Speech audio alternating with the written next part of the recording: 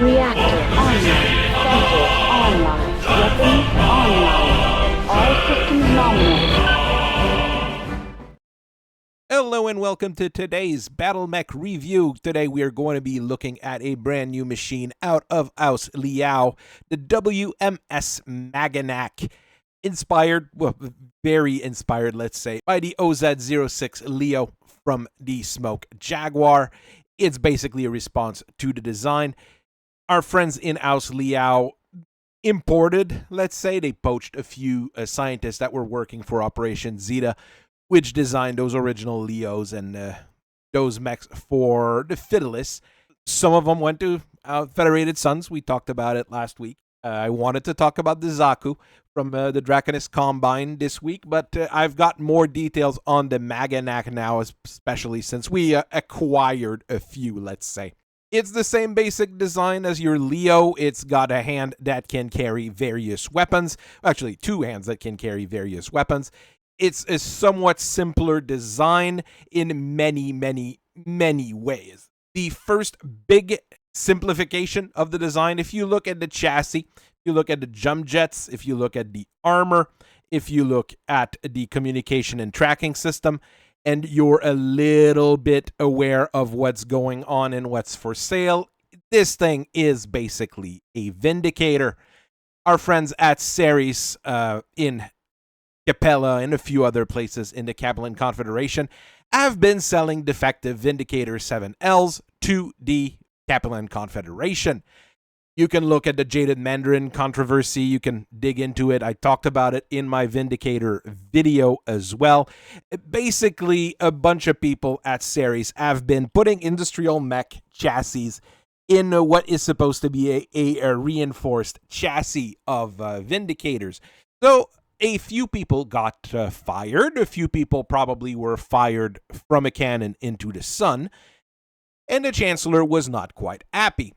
The Maganac is basically a response to that. They're building a new Vindicator with new specifications that can do a few different things, and that is very simple.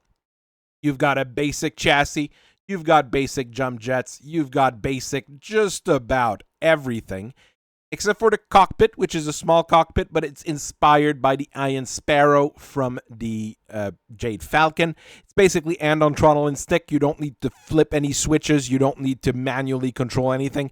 Just keep your hands on the two sticks and your feet on the two pedals, and you should be good to go. I think a lot of more mechs are going to go in that direction in the near future, but we'll have to see how it goes. It's a Vindicator with a new body kit. But even there, it's not that different from your standard Vindicator.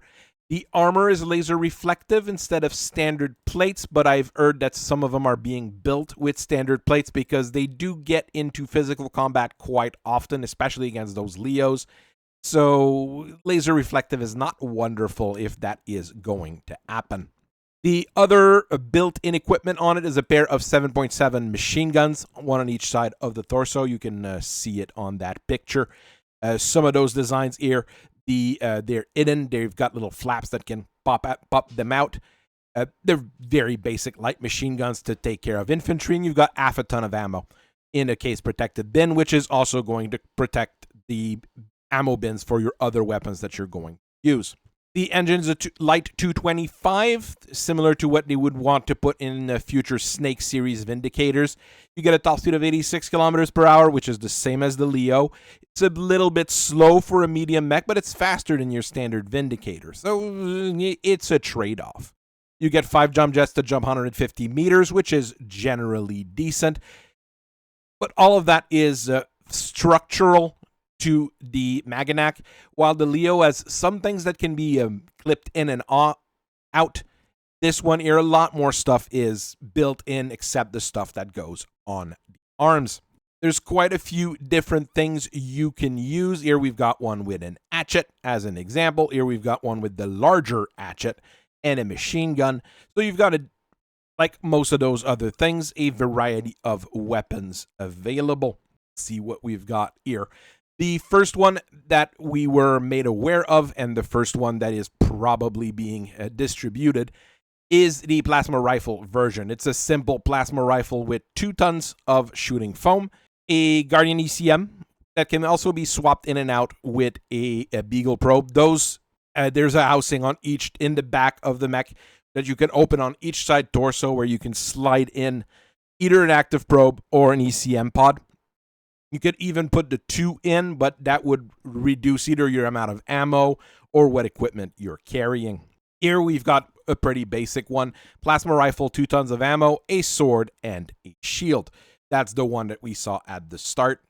Very Liao as far as the mech goes, and quite functional. Like a lot of those mechs, it has that shield here, which can be pretty useful in some situation. Which one else do we have here?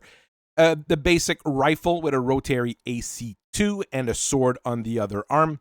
Could be replaced with a shield and an extra half ton of ammo for the machine guns.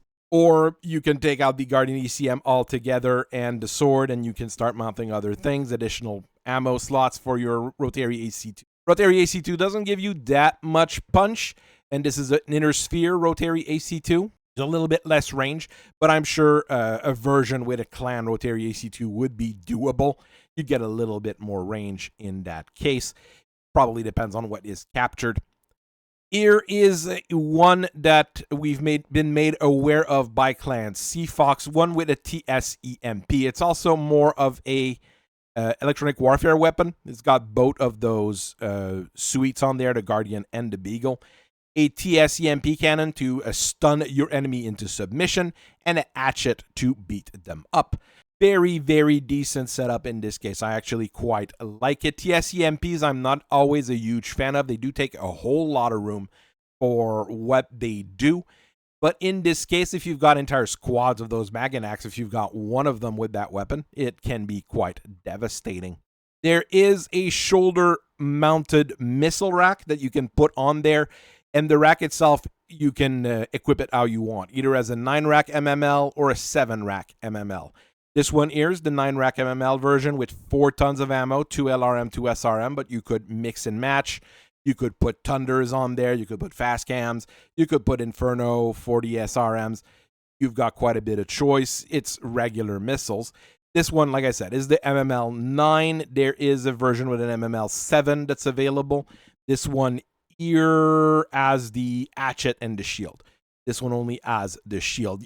Like I said, as long as you've got room to move things around and weight allowance, having handheld weapons is quite efficient. The last one I have here is, since the clans have been using quite a bit of advanced armor, ferrolamellar, ardent armor, and laser reflective, they've made a version with a large re-engineered laser, probably stolen from House Davion, at least for the design. Once again, a very basic kind of setup. Large re-engineered laser, sword, small shield. This one looks more like a large sniper rifle, even though the range on this is not terribly long. We haven't seen anything super fancy, any new weapons or anything clan graded. I think House Liao in Ceres is trying to keep this as simple as possible. Outside of the cooling kit. The cooling kit is clan graded, and you've got a heatsink sitting underneath the cockpit. Might sound a little bit weird, but it works. Like I said, there's a version with without the laser reflective armor. You'd have the same armor protection. You'd be a little bit less protected against lasers, but you'd be more resistant to physical attacks. And these are kind of mechs that will get into close combat quite often, so it might be a good thing to have standard armor. Some people are saying that they would want to put triple strength myomer on there, but once you start looking at one problem, none of those mech actually generate any heat. They're either heat neutral, or you're actually going to be really cool sitting in them. So you'd probably have to switch the cooling kit to standard heat sinks if you wanted to have triple strength myomer on those things to be worth it in any way, shape, or form, or maybe swap those machine guns with lasers. Again, a quite decent machine from that Operation Zeta kind of situation. The details for the machine are on ComNet on the Flanagan's website, and you have access to the record sheet document that I posted on there. If you want to talk about it, we've got a few forums open for it as well.